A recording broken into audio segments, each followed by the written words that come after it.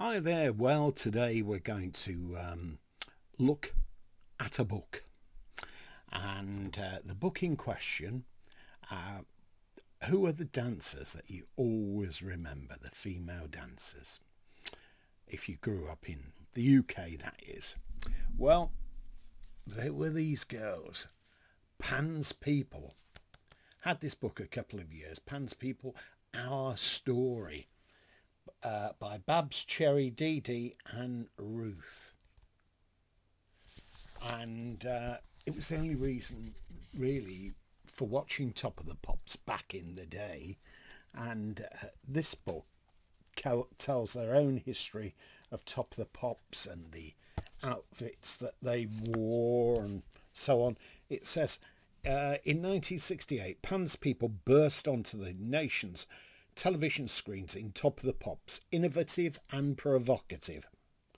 The glamorous dance troupe would go on to become more famous than many of the musical artists they danced to, and some of the dances were very interesting. This book charts their early days playing continental TV in a dance group called the Beat Girls. Their work with pioneering American choreographer Flick Colby and their subsequent rise to stardom.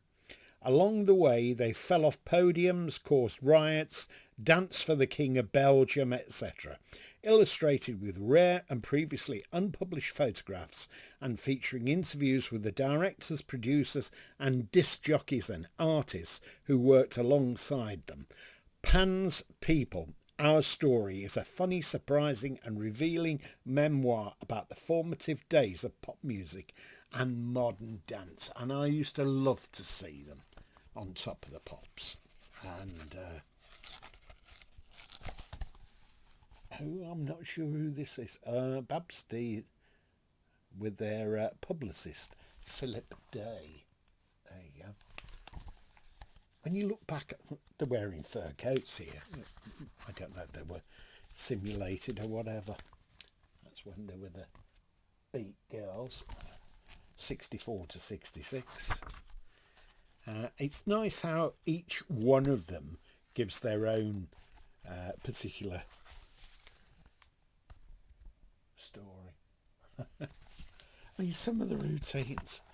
Flick Colby, in all fairness to her, she used to have it dropped on her. Sometimes she didn't have very much notice because of where a certain record was placed in the charts.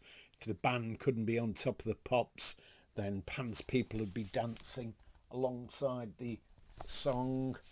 And what's this one here? This is performing an umbrella routine on the Bobby Gentry show with Kenny Lynch and Harry Fowler. We all remember Kenny Lynch and Harry Fowler there. See, in the black coat. He used to be in the Army Game, various other things as well. It's written, this book, by Simon Barnard. So he's a freelance writer, network radio producer, and he's produced hundreds of documentaries. There are a lot of black and white photographs in here. Oh, look at that. Oops. There we are.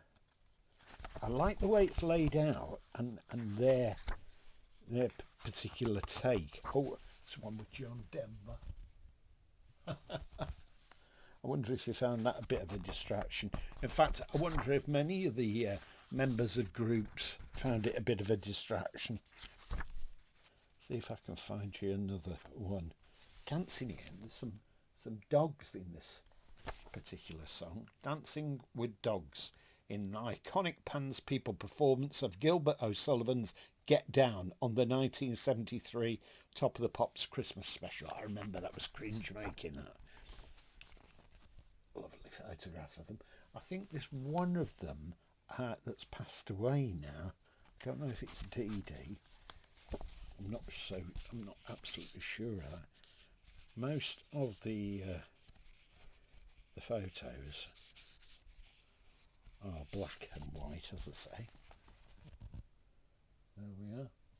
Anyway, Flick Colby would have to do a routine quick, come up with a routine, and I think it was a bit stressful, to say the least. Robert Powell is contributes in here because he's married to, can't remember which one of the girls it was now. Oh, here we are. All the nice girls love a sailor. I don't know what ship they were on or what that was all about, but it is a good read. And I think it made Top of the Pops bearable to watch for much longer than it should have been. Then, of course, we ended up with Legs and Co, didn't we? And then they had some other group. I can't remember what they were called now, but still, nothing beats Pan's People. They're de facto dancers. And I saw a documentary about them on television some years ago. I think it was on one of those BBC 4 nights on a Saturday.